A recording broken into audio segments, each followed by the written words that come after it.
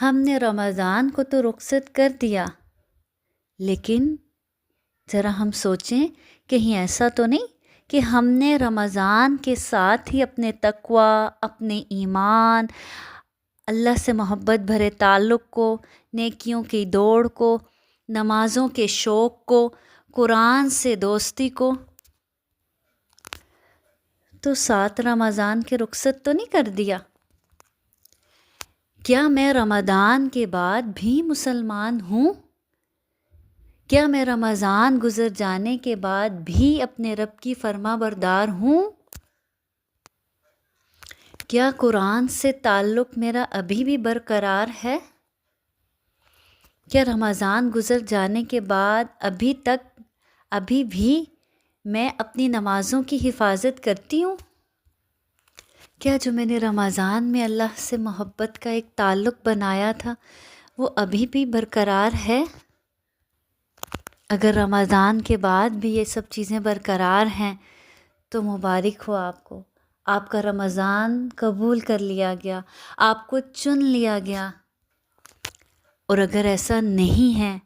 اگر ہم نے رمضان کے ساتھ ہی اپنے تقوی کو، اپنے ایمان کو، نیکیوں کے شوق کو اگر رخصت کر دیا، قرآن سے تعلق کو رخصت کر دیا، نمازوں کی پابندی کو رمضان کے ساتھ ہی رخصت کر دیا، تو ڈرنے کی ضرورت ہے اور سوچنے کی ضرورت ہے کہ کیا ہم رمضان کی عبادت کرتے تھے یا اللہ کی عبادت کرتے تھے؟ تو اگر رمضان کی عبادت کرتے تھے تو پھر تو ٹھیک ہے، رمضان تو رخصت ہو گیا، لیکن اگر اللہ کی عبادت کرتے تھے تو یاد رہے کہ اللہ آج بھی ہمارا رب ہے، آج بھی ہم اسی کے بندے ہیں، ہمیں اسی کی اطاعت کرنی ہے، ہمیں آج بھی اسی طرح سے اسی کی بندگی کرنی ہے، اسی شوق اور اسی لگن کے ساتھ جس شوق اور لگن کے ساتھ ہم رمضان میں اپنے رب کو مناتے تھے، رمضان میں نیکیوں کی دوڑ لگاتے تھے۔ کہیں ایسا نہ ہو کہ رمضان میں تو ہم نے